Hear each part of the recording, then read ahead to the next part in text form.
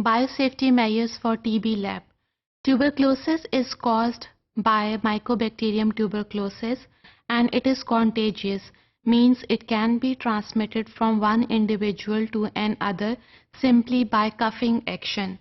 Now in the lab, we have to follow special biosafety measures for handling the specimens like sputum, blood or cultures. Now biosafety measures can affect the code of practice, equipment, lab design and facilities, then health surveillance, training and waste handling. So in all these aspects, we need special type of training. So let's discuss the course of practice that includes all the practices and procedures that occur in the TB labs. First one is the lab access. The lab door must be kept closed when the work is in progress. There must be a double door so that there is an exchange of containment between the lab and the areas outside the lab. Then the lab door should have a symbol of biohazard. Now this biohazard symbol should be internationally aware and we have to use the international biohazard sign and symbol on the lab door.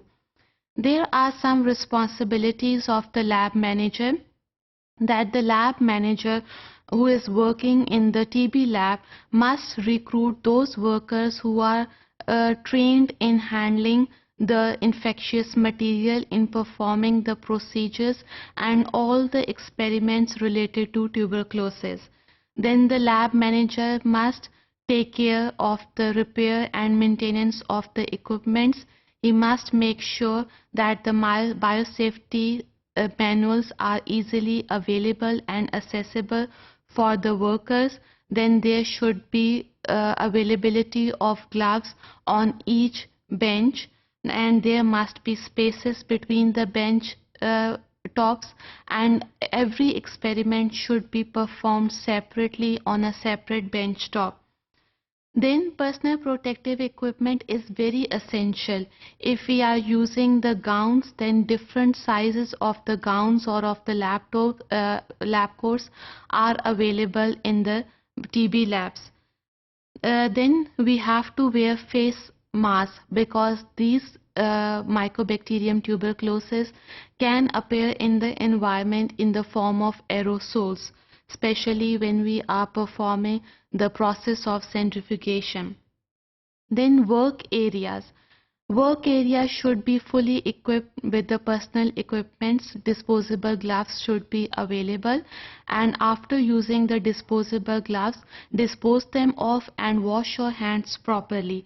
Then disinfect the work area before performing the procedure, and even after performing the procedure, disinfect the area with simply 70% alcohol.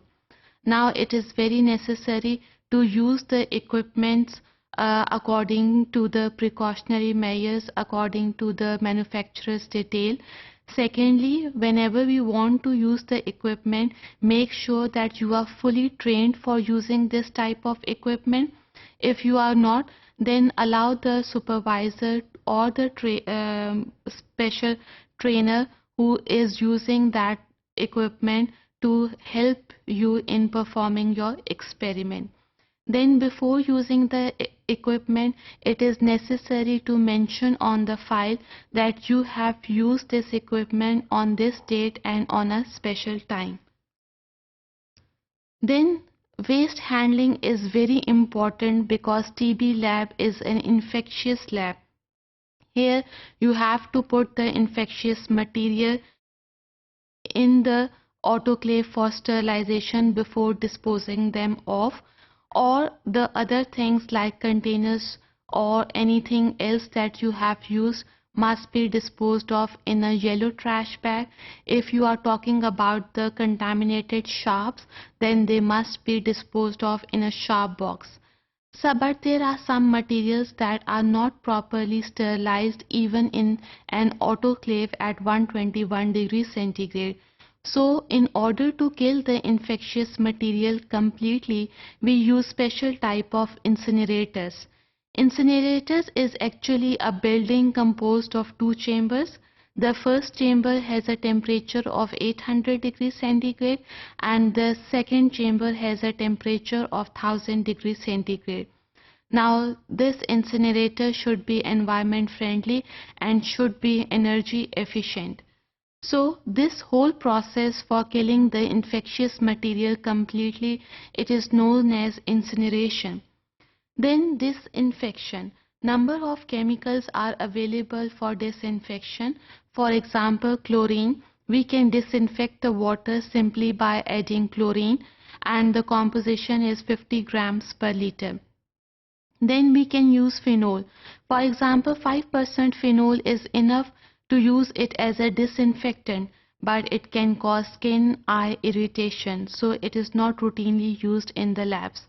In the lab, 70% alcohol or in other terms spirit is routinely used to clean up to sterilize or to disinfect the bench tops before and after performing the procedures.